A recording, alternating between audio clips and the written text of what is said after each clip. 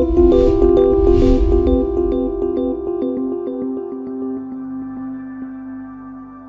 welcome back to Hebrew Bible Verse a Day, and we're going to go and jump straight into chapter 2 of Genesis, verse 2. If you've missed anything before, then take a look in the description and you should find links to the first verse of chapter 2 and even the whole of chapter 1 itself. So let's read the Hebrew quite quickly. Vayechal Elohim bayom hashvi'i melachto asher asa. Vayishpot bayom hashvi'i mikol melachto asher asa. So once again, you may recognize, because it's part of the blessing that we say on a Friday night before we have wine. And let's look at the translation. And on the seventh day, God finished his work which he had made, and he rested on the seventh day from all his work which he had made.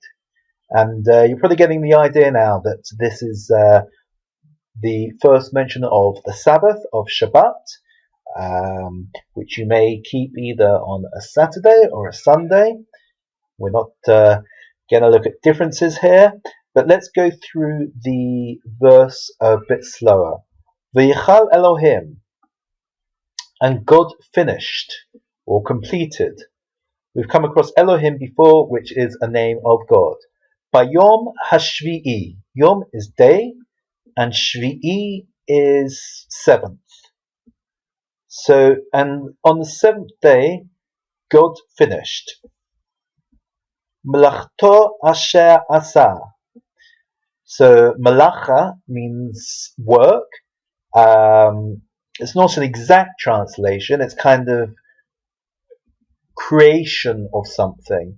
So it's work to create something. And we're actually told not to do malacha on the Sabbath, on Shabbat. Asher asa, that he had made. So we can see that he's resting. I don't know if God can rest, but it's the equivalent of resting. Vayishpot bayom hashvi'i. So you can hopefully see Vayishpot, the word Shabbat is there, which means Sabbath. It's the seventh day of the week. Bayom, on the day. Hashvi'i, Sheva is seven, and we've already had up here Shvi'i, which is seventh. Mikol, from every. Malachto, his work. Asher is that, and Asa, which he had made. So just to read it again in the English, you can see there's a bit of a repetition. And on the seventh day, God finished his work which he had made. And then we kind of repeat. And he rested on the seventh day from all work which he had made.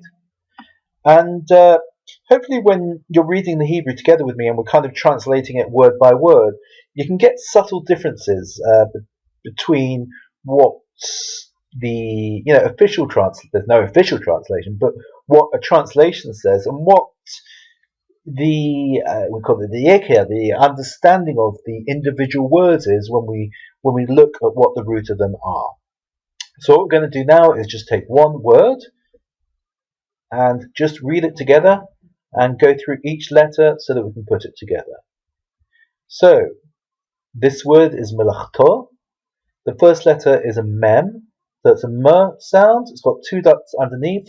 So the vowel which it has is so it's m. Then we've got the biggest letter in the Hebrew language. It's a lamed, well, it's the highest letter anyway, the tallest letter, with an a sound. So it's a l with an a, so it's la. So we've got m, la. The aleph here is pretty much silent because we don't have a vowel on the actual aleph itself. But I guess it slightly elongates the l sound. So we've got m-la. Instead, we may, if it wasn't there, we may say m-la, but it's m-la. So a instead of a. Very, very subtle difference. We've got a cha, a chaf, a kaf. There's no dot in it, so it's a chaf with a and a taf. We'll ignore the dot in the middle for the moment, so it's a t sound. And we've got a vav. Now, if you remember, a vav can either mean a v or an o or an u. If there's a dot in the middle, it's u. If there's a dot on top, like we have here, it's o. If there's no dot at all, then it's v. So we've got m, la, and then ch, to, malachto, malachto. And it means, as we said before, his work. So that's finishing off the second verse of the second chapter.